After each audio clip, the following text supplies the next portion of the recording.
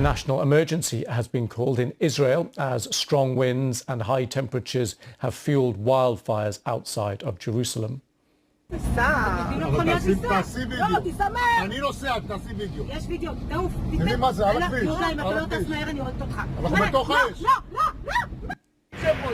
Fire crews have been battling the fires there, with several people reported to have been suffering from burns and smoke inhalation.